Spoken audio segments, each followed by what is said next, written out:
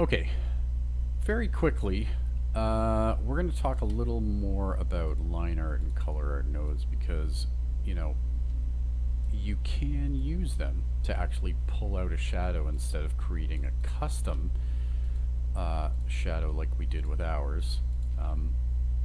So we briefly touched on line art and color art, but we can come back in and I'm actually going to show you how to put a shadow onto your ball by pulling out the color art of your ball a second time. So because we piped our color art into our ball into our color art node, we've got the original color art there.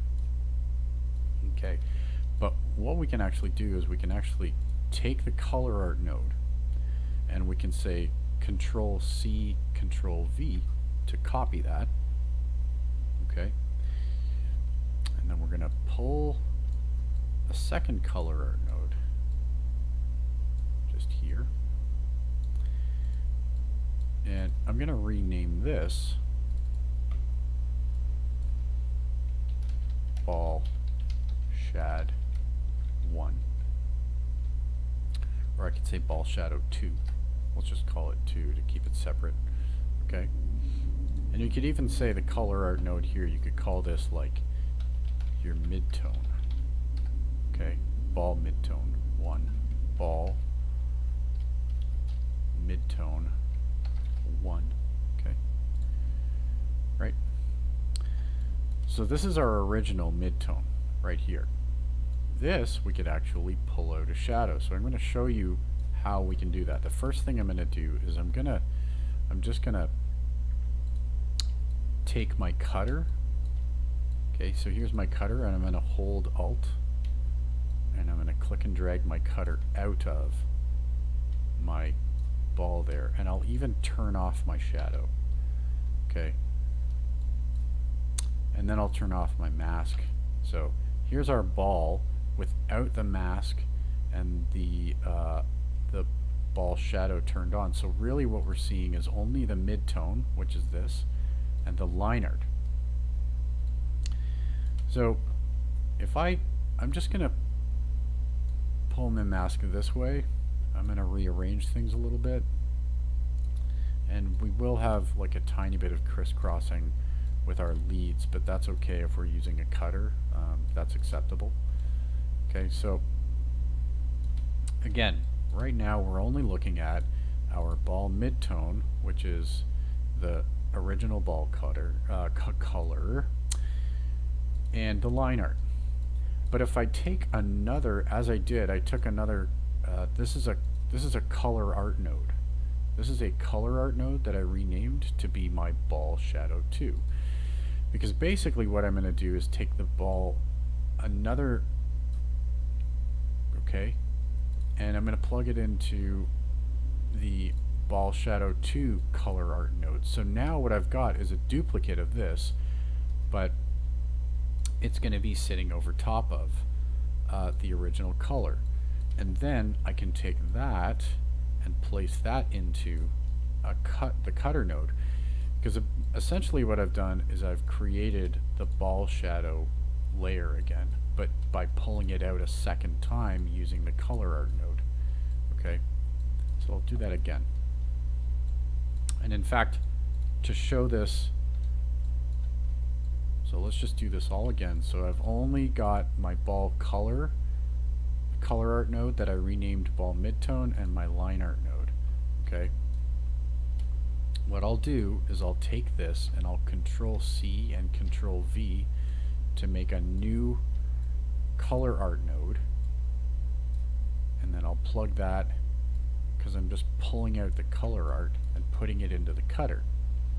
Now I can take my mask, I'll unhide it, so here's my mask.